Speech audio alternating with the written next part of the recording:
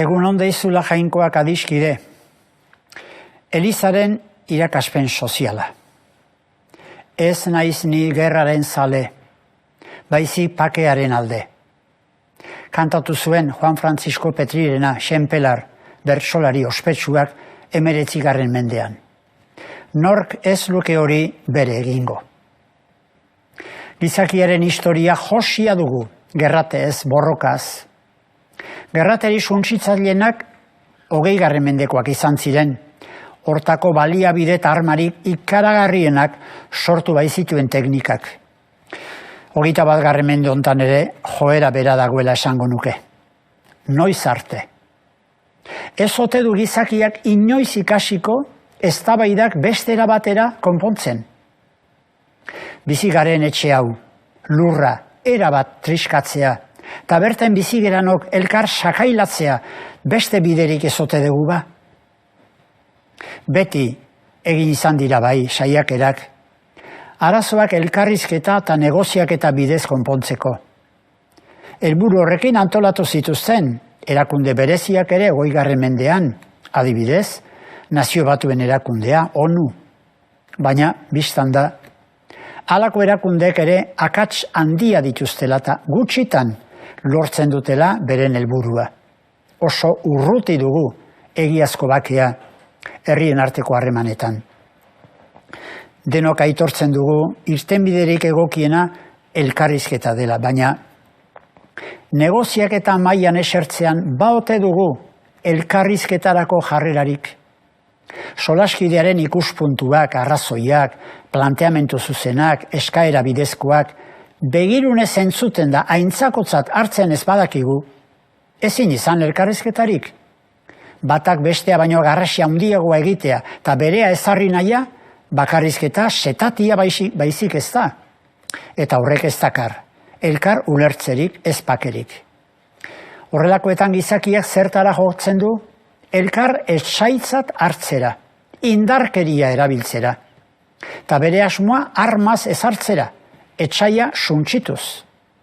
Ondorioz, indartsuenaren menpeko izatea dator, gezurrezko pakea. Izuturik ari gera egunero ikusten, komunikabidek erakutsitako irudi lazgarriak. Milaka pertsona hilotz, korpu, kalean, hobi handietan. Milaka zauditurik, besoak eta zangoak ebakirik, eriolarrian ieska, mugetako alambre sareetan harrapatuak, errefusiatu eremu ikaragarrietan, eraikinak eriosoak birrinduak, Ukranian, Sirian, Iraken, Afganistanen, Etiopian, Sudanen, Malin, Myanmarren, bukaeragabeko zerrenda egin dezakegu. Arrazoiz dio bai Francisco Aita Santuak, hasia dela 3. mundu gerratea, naiz puskaka izan, han hemenka gauzatua. Arazo latz honen aurrean, irakaspen argiak utzi dizkigute urteetan zehar Aita Santuek eta Eliz hartzai eta pentsalari askok. Aipadezadan gai hontan ospe berezia duen dokumentua.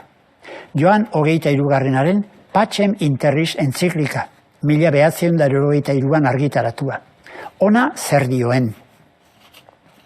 Zuzentasunaren arauek gidatu behar dituzte nazioarteko harremanak. Honek 2 gauza eskatzen ditu. Batzuek besten eskubideak onartzea eta nor bere bete beharrak betetzea. Gizakiek beren arteko harreman pribatuetan, nor bere interesa bilatzean gainerakoei zuzengabekeriaz kalterik egin ezin dien bezala. Elkarte politikoek ere ezin dute deliturik egin gabe nor bere ondasunak handitu, gainerako nazioak zuzengabekeria zapalduz eta laidotuz.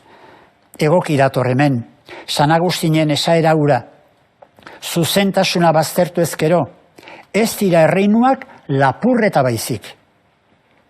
Gerta daiteke, eta gertatu da, nazioek norberetzat abantaila eta onurak lortzen saiatzean elkarren kontrako interesak sortzea. Hortik datozen eztabaidak ordea, ezin dira armen indarrez, iruzurrez eta amarrukeriaz erabaki. Gizakiari dagokion eran, erabaki behar dira. Elkar arrazoiaz ulertzen saiatuz. Errealitatea arretaz eta objektibotasunez aztertuz, eta kontrako iritziak neurri zuzenean bateratuz. Honelako irakaspenak ordea gutxitan hartzen dituzte antzat. Zeren interes ekonomikoak, politikoak edota ideologikoak askoz indartsuagoak baitira, zuzentasunez jokatzeko deiak baino.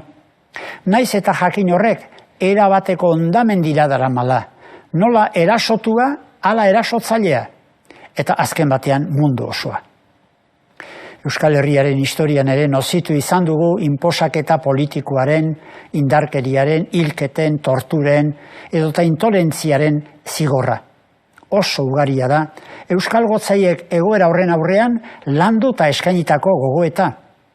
Pakerako etika deritzan liburu mardulean Jose Antonio Pagulak duela 30 urte, egindako bilduman ikus daitekenez. Adibidez, Jose Maria Setien gotzaizenak 1978an esandako hau. Ez dugu nahi hilketarik, ez baiketarik, ez torturarik, ez personarekiko gorrotoa erakusten duen ezer ere. Bakebidea nahi ditugunok, ez dugu gure herria gutxiago maite, indarkeria bideak hartzen dituztenek baino. Frantzisko Aita Santua duela 2 urte argitaratutako Fratelli Tutti entziklikan, gatazkak egiaz gainditu beharra oihukatzen du. Adiskidetzea helburu harturik. Alde batetik, elkarrizketa eta negoziazio garden, zintzo eta eramankorren bidez. Eta bestetik, barkamenaren bidez. Barkatzen duenak ez du ezertxo ere hazten, baina uko egiten dio, kalte egin dioten, suntsitzaileen azpian preso gelditzeari, dio Aita Santuak. Kristau ezin zaigu inoiz ere antzi, Jesusen mendiko hitzaldian egindako oihua. Zorionekoak bakegileak, haiek baititu jainkoak, seme alabatzat hartuko. Elkar senidetzat hartu ezean, ezin izan, aita beraren seme alaba. Eskerrik asko, izan ongi, eta hurren arte.